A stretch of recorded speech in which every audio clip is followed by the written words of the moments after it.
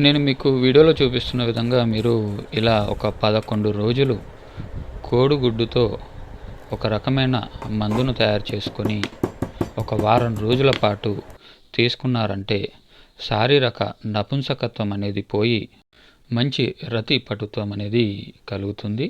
Sex కోరికలు అనేటివి విపరీతంగా పెరుగుతాయి. సో ఈ వీడియోలో నేను చెప్పే విధానాన్ని క్లియర్గా వినండి, చూడండి. సో ఆ విధంగా ఫాలో కండి. మీరు ఈ మందును తయారు చేసుకోవడానికి మీకు 11 రోజులు టైం అనేది పడుతుంది. 11 కోడిగుడ్లు అవసరం పడతాయి.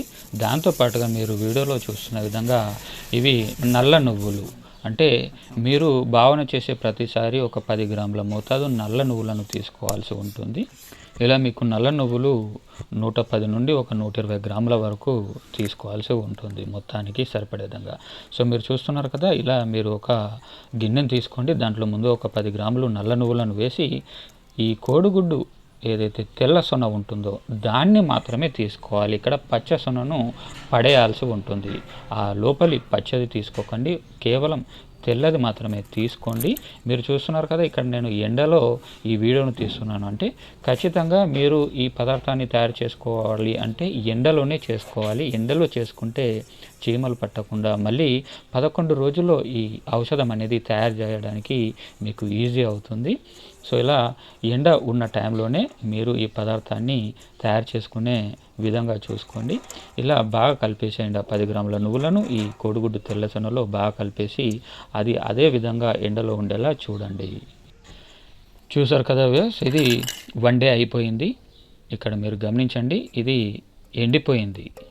తెల్లసొనలో నల్ల నువ్వులు ఎండిపోవడం జరిగింది. ఇప్పుడు మళ్ళీ ఒక 10 గ్రాములు నల్ల నువ్వులను తీసుకొని వాటిపైన వేసి మళ్ళీ ఒక కోడిగుడ్డు యొక్క తెల్ల సొనను మాత్రమే అందులో వేసి ఒకసారి కలిపి అదే ఎండలో మళ్ళీ ఉంచండి.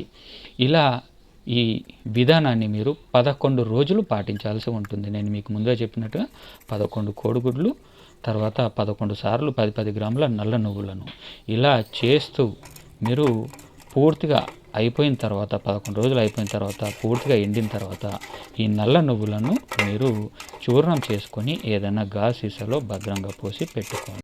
ఇక్కడ నేను మీకు డైరెక్ట్గా చూపిస్తున్నాను, గ్రైండ్ అనేది చేయలేదు. మీరు మాత్రం ఖచ్చితంగా గ్రైండ్ చేసుకొని ఒక గాజు సీసాలో భద్రంగా పోసి పెట్టుకోండి.